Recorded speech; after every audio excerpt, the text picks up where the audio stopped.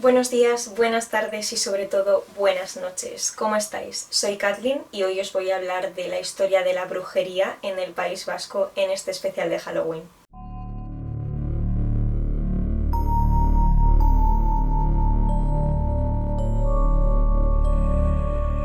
Sabía que este Halloween quería hacer un vídeo especial, pero barajé muchas opciones y no me decidía. Empecé a pensar en el caso de Zugarramurdi, del cual no encontraba suficiente información hasta que se me ocurrió combinarlo con este libro, Historia de la brujería, de Francesc Cardona. Gracias a este libro, que tiene un par de capítulos dedicados a la zona del País Vasco y el País Vasco francés, a la información que he podido recabar y a otros medios míos propios, hoy aprenderemos un poquito sobre esta parte oculta de la historia. Comenzaré leyendo lo que me convenció de comprar este libro, que es El interrogatorio de una bruja de los siglos XVI y XVII. ¿Desde cuándo eres bruja? ¿Por qué te has hecho bruja? ¿Cómo se llama tu amo entre los malos espíritus? ¿Cuál es el juramento que has tenido que prestarle? ¿Qué males has causado, a quiénes y cómo? ¿Por qué causaste este mal? ¿Cómo se podría remediar? ¿Qué animales has matado o sometido a maleficio y por qué lo has hecho? ¿Quiénes son tus asociados para el mal? ¿Por qué el diablo te da golpes por la noche? ¿Qué palabras pronuncias cuando vuelas? ¿No ha puesto el diablo un plazo a tus maleficios? Las que habré seleccionado poneros junto con muchas otras comprenden este listado de preguntas que se le hacían a una bruja en un interrogatorio de la época. Y antes de nada, para contextualizar el vídeo y también como parte de él, me parece importante hablar de la figura que ha tenido la mujer en la historia de la religión. No es casualidad que las brujas sean personajes femeninos, pues siempre se nos ha pintado a nosotras como las débiles ante la manipulación, las vulgares, las impuras, ¿o acaso no fue Eva la que mordió la manzana? Y dejadme que os cuente algo sobre eso, algo que me fascina hasta tal punto que basé una novela que escribía en ello. La primera esposa de Adán no fue Eva, la primera mujer se llamó Lilith y fue creada del polvo junto con Adán. Lilith se hartó de tener que yacer siempre debajo de Adán, le plantó cara y le dijo que ambos eran iguales, creados del polvo, y que no quería someterse a él. Él intentó obligarla a cumplir sus deseos y entonces ella lo abandonó y se fue del paraíso. Después, Adán pidió una compañera más apropiada a Dios. Entonces este creó a Eva de su costilla para que fuera sumisa a él. Esta historia solo nos la cuenta la religión hebrea, que es muy antigua. En la Biblia, Lilith solo aparece en una frase mencionada como si se tratase de una criatura malvada. De hecho, es posible que la serpiente que tentó a Eva fuera Lilith. Dicho esto, y volviendo al tema principal, en el Tratado de las Supersticiones y Hechicerías de Fray Martí de Castañeda, este alega que hay más brujas que brujos, porque estas son compendio de todos los vicios y las viejas y pobres, más aún si cabe, que las jóvenes y ricas. Esto está en el libro, y una nota del autor es la siguiente: vaya alegato machista y bien por la división de las clases sociales. Fray Martí decía que las brujas podían tomar forma de pájaro, gato o zorro, o sus equivalentes femeninos que siempre son más ofensivos, pero que éstas no podían huir por recovecos más pequeños que la forma que habían adoptado. En el País Vasco, la figura de la bruja o la sorguiña, que viene de sorgun, sortilegio, y egin, hacer, es decir, hacer sortilegios, estaba muy ligada a creencias tremendamente antiguas, al paganismo y a la adoración a personajes como la Dama d'Amboto. Es aquí donde nace la palabra aquelarre. Viene de áquer, macho cabrío, y larre, prado. En este prado del macho cabrío, y continuaremos así por no decir es donde se celebraban las reuniones al estilo sábat. Para los inquisidores, estas reuniones constaban de multitudinarias orgías en las que participaban personas y demonios, se premiaba al que realizara mayores barbaridades y se castigaba al que intentaba huir. En el 1466, en Guipúzcoa, proliferaban las brujas, y el pueblo omitió una petición a Enrique IV para combatir a las brujas por sus propios medios. Este dio autoridad a los alcaldes para sentenciar y ejecutar a brujas sin derecho a la apelación. En 1507, la Inquisición de Logroño quemó a más de 30 mujeres en la hoguera. Y en 1527 hubo una caza de brujas propiciada por quien les cogió el testigo, el Consejo de Pamplona. En esta caza se hallaron más de 4.000 brujos y brujas, y en el libro me encanta que se especifique que siempre más de aquellas que de aquellos. Una de las técnicas utilizadas para desenmascarar a las brujas era que el oficiante de una misa fingiera olvidar cerrar el libro después de que terminara.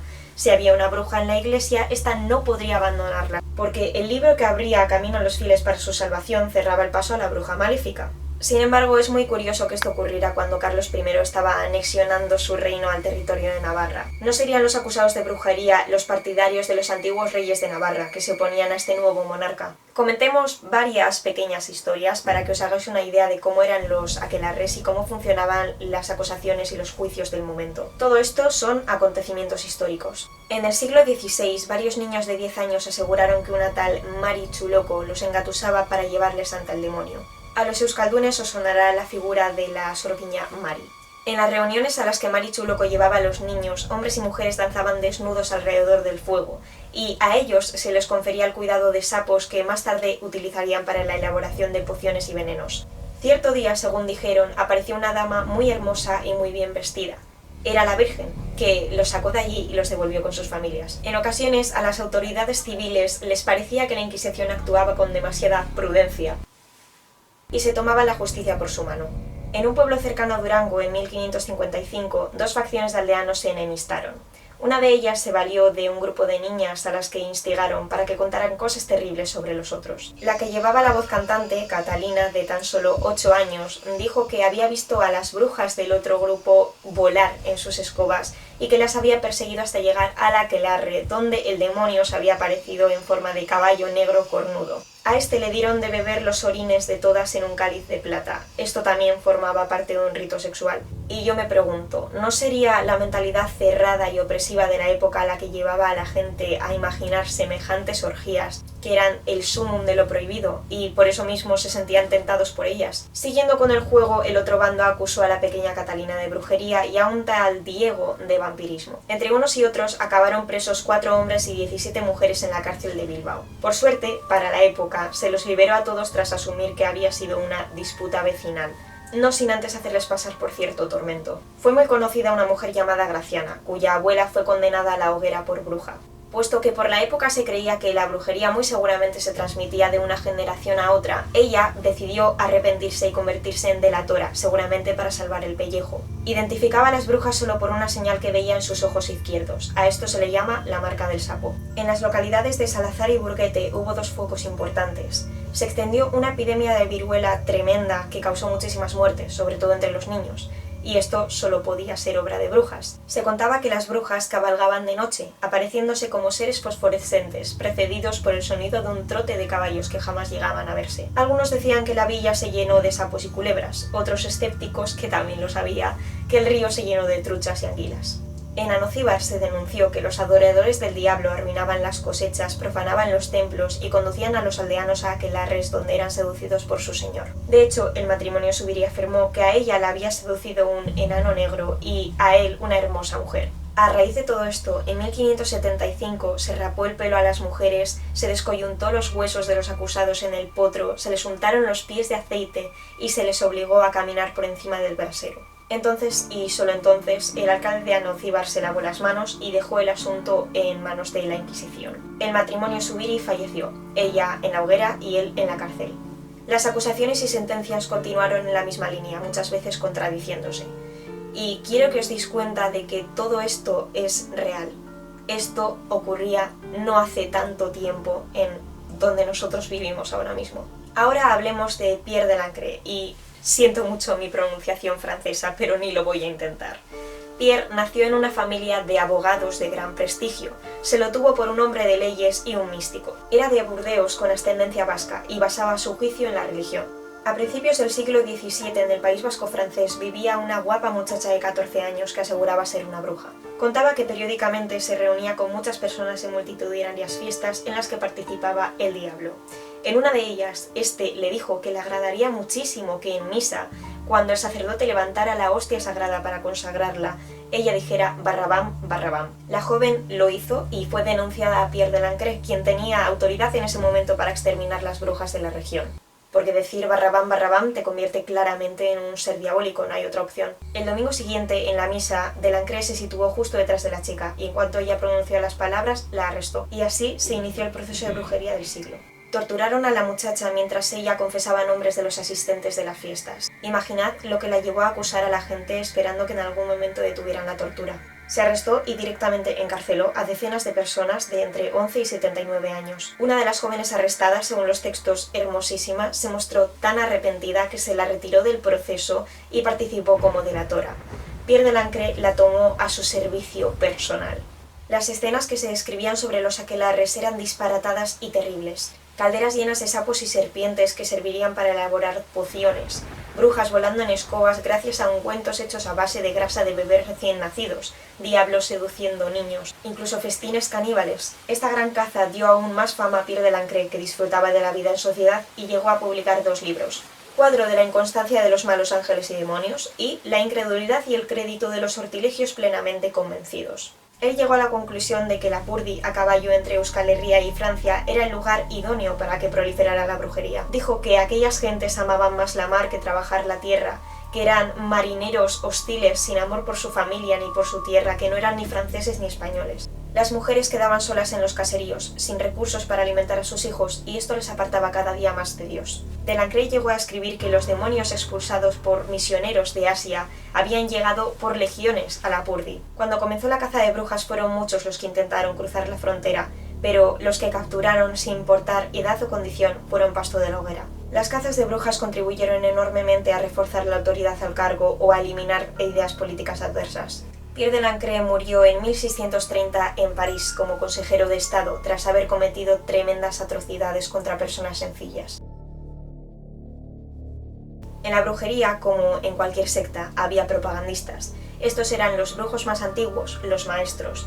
Tras hacerles promesas, presentaban a los neófitos ante el diablo. Ellos renegaban de los sacramentos y besaban a su nuevo señor.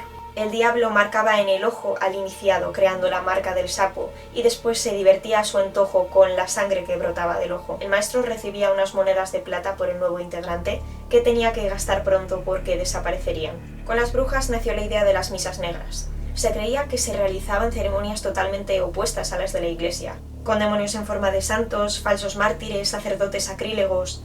Se llegó a decir que estas ceremonias las oficiaban mujeres desnudas que ofrecían brebajes extraños en cálices colocados en su pubis. Las misas negras se realizaban tanto por sábado como en respuesta a todas las fiestas cristianas.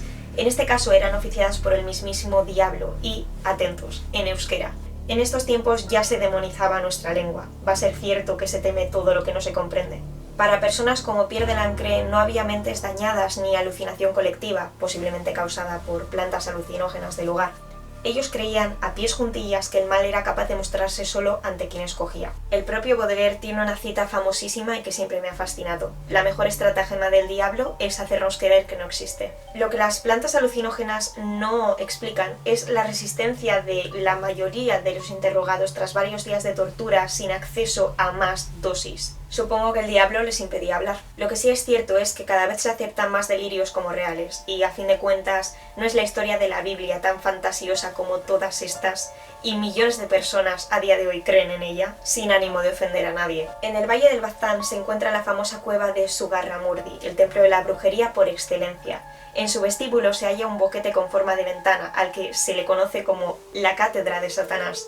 Este, metamorfoseado como macho cabrío, predicaba el mal a los asistentes antes de entregarse a las más espantosas orgías. Junto a la cueva se abre un gran prado, perfecto para un aquelarre. La Inquisición inició la persecución de las brujas del lugar en 1610. Se arrestó a 300 personas, de las cuales 40 fueron llevadas como acusadas a Logroño. Y aquí es donde hablamos del capítulo final y más impactante, el auto de fe de Logroño. Durante el 7 y el 8 de noviembre de 1610 se llevó a cabo una artificiosa ceremonia. El pendón de la cofradía del Santo Oficio presidía la procesión, y tras él iban familiares, comisarios y notarios bien engalanados. Después marcharon los religiosos de varias organizaciones, y tras ellos, entre la música de instrumentos de viento, se veía la gran cruz verde de la Inquisición. Arrastraron a 53 personas ante la cruz, también engalanadas para la ocasión. Algunas llevaban una soga al cuello, señal de que debían ser azotadas. 11 fueron entregadas al brazo secular para recibir castigo.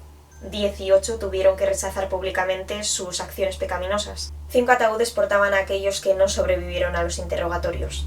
Se portaron las sentencias en un cofre de terciopelo, y las 53 personas las escucharon entre súplicas y arrepentimiento. Pronto se impuso el olor a carne quemada. Primero la de aquellos entregados al brazo secular, y después quemaron incluso los cuerpos que yacían en los ataúdes. El segundo día se aplicaron a los que quedaban los castigos pertinentes y después ardieron.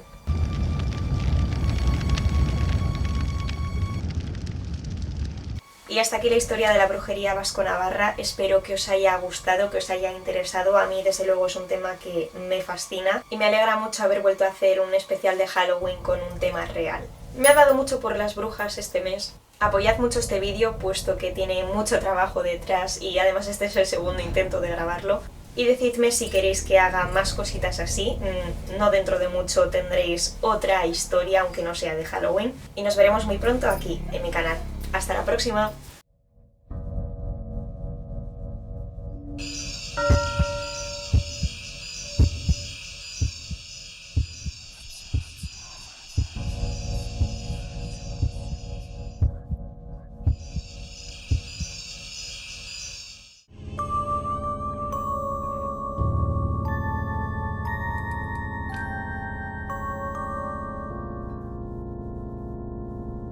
Con este libro.